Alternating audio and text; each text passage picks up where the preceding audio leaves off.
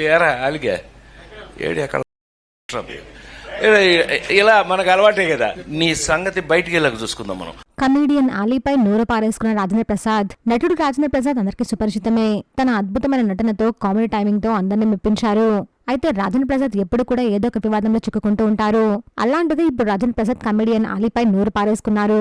Recent గానే SV Krishna Reddy గారి birthday celebrations జరిగాయి. ఆ సెలబ్రేషన్స్ లో సినీ నటులందరూ పాల్గొన్నారు. ఆ వేడుకల్లోనే టాలీవుడ్ సీనియర్ యాక్టర్ రాజేంద్ర ప్రసాద్ గారు మరోసారి తన కమెంట్స్ తో వార్తలు నిలిచారు. ఆ సెలబ్రేషన్స్ లో కమెడియన్ ఆలీని దూషించారు. ఆయన ఆలీని ఏమన్నారో కనీసం చెప్పడానికి వీలు కాకుండా అట్లీస్ట్ రాయడానికి కూడా కుదరలేని పదాలని వాడారు. దీంతో తోటి నటులతో ఇలాగే ప్రవర్తిస్తారా అంటూ సోషల్ మీడియాలో కొంతమంది ప్రశ్నిస్తున్నారు. యాక్టర్ కి ఇచ్చే రెస్పెక్ట్ ఇదేనా అంటూ ప్రశ్నిస్తున్నారు. అదే వేడుకల్లో హీరోయిన్ రోజాలపై కూడా అనుచిత వ్యాఖ్యలు చేశారు. సభా వేదికపై తోటి నటులను ఇష్టం వచ్చినట్టు తిట్టడంపై సోషల్ మీడియాలో ఇప్పుడు ట్రోల్స్ మొదలయ్యాయి. ఆలీని తిట్టిన సభలోనే హీరోయిన్ రోజాను దాన్ని కూడా హీరోయిన్ చేసింది నేనే అంటూ తక్కువ చేసి మాట్లాడారు. నటనతో ఆకట్టుకుంటే సరిపోదు అని వ్యక్తిత్వంతోనూ అందరినీ మెప్పించాలి అని రాజేంద్ర ప్రసాద్ కి సూచిస్తున్నారు.